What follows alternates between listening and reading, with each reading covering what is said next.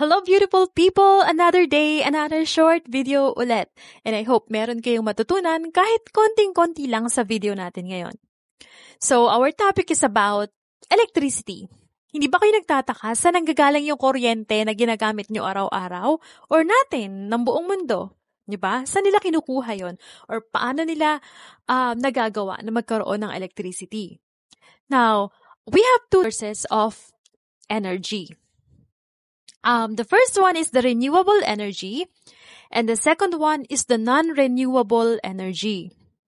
The first one is the renewable energy. Ito yung enerhiya na nagmumula sa init ng araw or the solar energy na ginagamitan ng solar panels. The second one is yung wind energy na tulad nung sa Ilocos, nakita nyo ba yung windmill nila doon? Ginagamitan nyo ng wind turbines para magkaroon or mag-create ng kinetic energy na pag dumaan sa generator, ita-transform ito into electricity. Same thing sa hydropower energy or yung energy na galing sa tubig kasi hydro means water.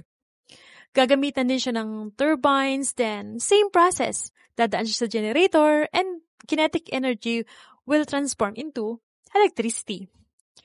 At meron din tayong geothermal energy. So, geo means earth and thermal means heat. Ito yung init ng mundo. So, nagdidig sila ng pipe hanggang sa pinakahalos gitna na ng earth. Doon sa may init na. Yung init na yon dadaan yun sa pipe and magkikreate siya ng steam using the boiling water. Yung steam na yun or yung boiling water na yun, dadaan siya sa turbines and pag gumalaw yung turbines or magkaroon ng motion, magkakaroon ng kinetic energy and the generator will transform it into electricity. Now, the last one for our renewable energy is yung biomass. Ang biomass is binubuo ito ng mga waste or natural waste ng mundo. Mga dumi ba? Ganon. Like animal manure, nabubulok na katawan ng hayop sa lupa, yung municipal waste, yun, natatransform nila ito into biomass. And yung biomass na yon is gagamitin nila para mag-create ng heat. Binaburn nila yon para mag-create ng heat. Tapos pag nagkaroon ng steam, papasok siya sa turbines. Pag nagkaroon ng motion, magkakaroon ng kinetic energy. Pag dumaan siya sa generator, magiging electricity na siya. So those are the renewable energy or yung enerhiya na madaling palitan. Now, mapunta tayo sa non-renewable energy. Ang non-renewable energy is yung fossil fuels. Fossil fuels are coal, oil, and gas. So yung coal is hindi siya yung coal na ordinary lang. Ito yung coal na minimina. Tulad sa Australia, meron silang minahan ng coal na ginagamit para makapag-produce ng electricity. Ito yung ito yung klase ng lupa na nabuo o na-form sa matagal na panahon. Kaya minimina siya. Dinidig talaga siya. So, ang ginagawa nila dyan is, binuburn nila yung coal, tapos yung steam ng water, may water kasi from the river, dadaan siya sa pipe, or not exactly river, any body of water, dadaan siya sa pipe. Yung pipe na yun kasi dadaan siya sa burning coal. So, pagdaan doon ng tubig, ng cool water, pagdaan niya doon sa napakainit na yon, magbo-boil siya. Makikreate siya ng steam at dadaan yon dun sa turbine.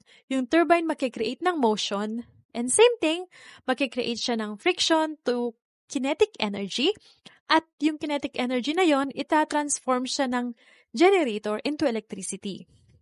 So kaya sinasabi na pag nagbo-burn yung mga power plant na gumagamit ng coal para makaproduce ng electricity, they're also contributing to so much carbon emission sa atmosphere.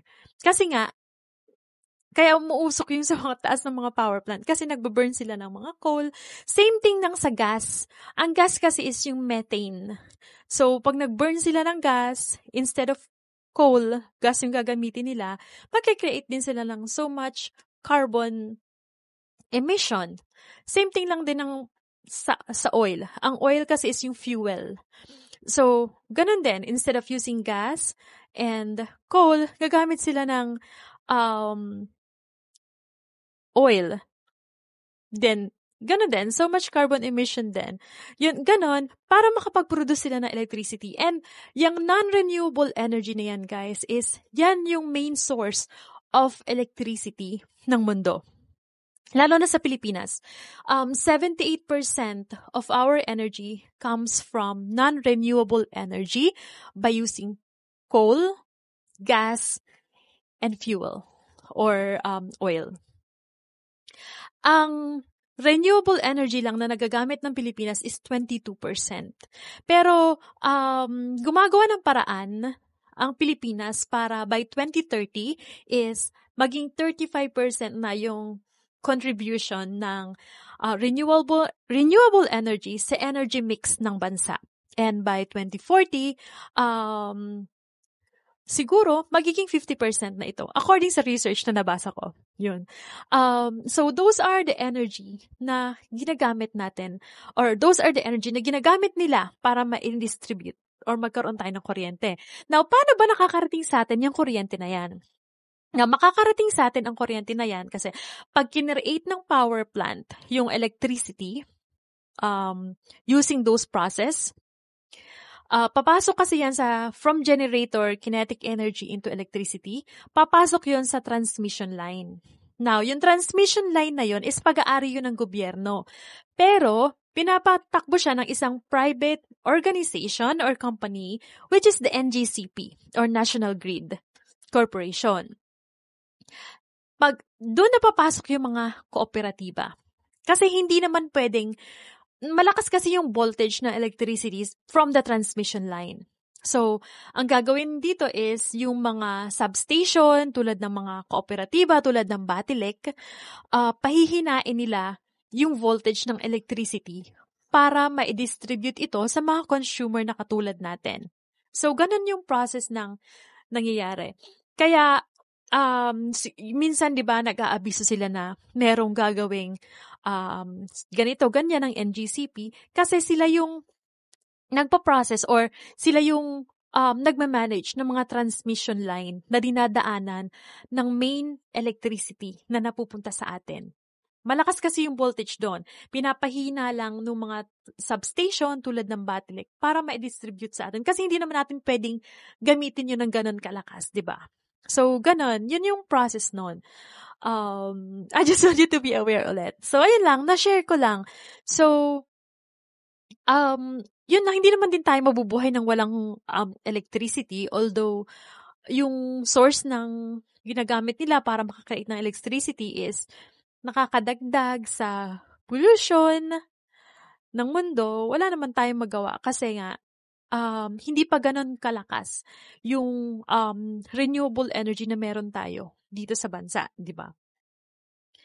Ayun lang. So, I just want you to be aware. At least ngayon, may knowledge kayo saan nanggagaling yung kuryente na ginagamit natin araw-araw. And, hindi naman mahal yung kuryente, pero siguro dahil mahal din yung source.